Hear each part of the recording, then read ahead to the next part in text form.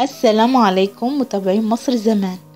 هنتكلم عن أغنى وأبخل شخصية في العالم، هيتي غرين. دخلت سيدة اسمها هيتي غرين موسوعة جينيس للأرقام القياسية من باب البخل، والناس اعتبروها من أكتر البخلة في العالم. هي سيدة أعمال أمريكية تعرفت بأنها كانت أغنى امرأة في الولايات المتحدة الأمريكية.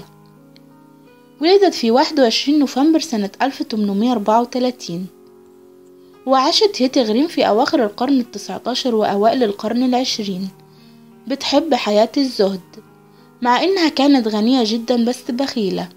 حتى عمرها ما اشترت هدوم، ما كانتش بتظهر غير بلبسها الأسود اللي عمرها ما غيرته، وده خلى الناس يسموها باسم ساحرة وول ستريت الشريرة.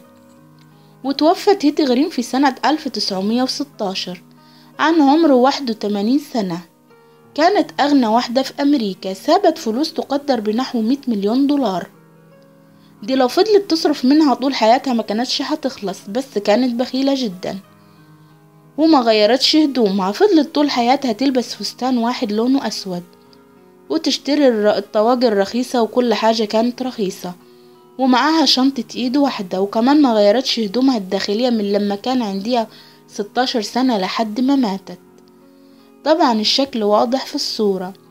لا وايه، كل الفلوس اللي عندها دي وما كانش معاها عربية، كانت تمشي على رجليها في الشوارع الزحمة لحد ما توصل مكتبها في البنك الكيماوي، وبتدير أملاكها التجارية بنفسها. ولدت هيتي غرين لأسرة غنية من طائفة الكواكر المسيحية، وبسبب سوء الحالة الصحية لوالدتها اللي كان بيرعاها في طفولتها والدها أو جدها، وربوها وعلموها ازاي تحترم المال.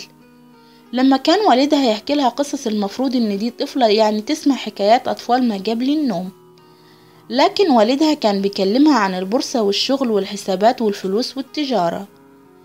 ولما بقى عندها 6 سنين كانت هي تقراله اخبار المال وتقارير البورصة. وفي سن 10 سنين بقت سكرتيرة لجدها تكتب له الرسائل وتشاركه في اجتماعاته التجارية، لحد ما دخلت عالم البورصة من هي وصغيرة. ومن ضمن البخل اللي اتوصفت بيه، والدها كان بيشتري لها هدوم فاخرة وماركات غالية.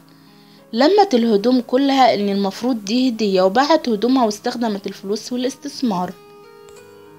وتوفى والدها سنة 1865، وساب لها ثروة كانت 5 مليون دولار.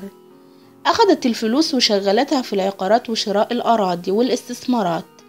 كمان قدمت قروض للبنوك المتعثرة والمدن اللي بتعاني من أزمات مالية. كانت تشتري بضاعة لما يكون سعرها منخفض ومحدش عايزها، وتفضل محتفظة بيها لحد ما يرتفع سعرها والناس تتعطش عشان تشتريها، بعدين تبيعها بالسعر اللي هي عايزاه. ولحد ما كملت 33 سنة ما كانتش متجوزة، عشان خايفة من الرجال يكونوا طمعانين في فلوسها.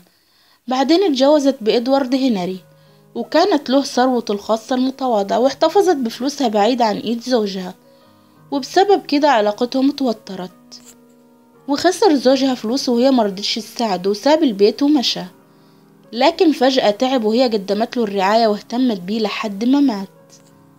ومن ساعة ما مات زوجها وهي بتلبس لبس الأرامل الأسود لحد ما ماتت.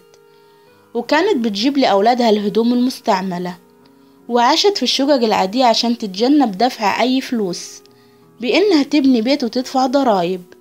كانت وجبتها اليومية على الغداء هي الشوفان أو فطيرة واحدة ب2 سنت. وكانت بتدور على الأماكن اللي بتقدم العلاج بالمجان. الناس اتكلمت عنها في واقعة غريبة حصلت.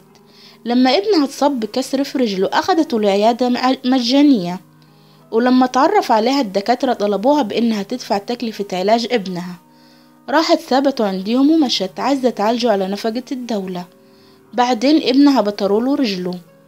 ورفضت هيتي غرين الاتهامات اللي توجهت ليها بإنها بخيلة، وقالت في حديث صحفي: لست امرأة صعبة، فأنا ببساطة من طائفة الكواكر، وأحاول الالتزام بإيمان هذه الطائفة من حيث بسطت المظهر والحياة الهادية، حيث لا تسعدني أشكال الحياة الأخرى.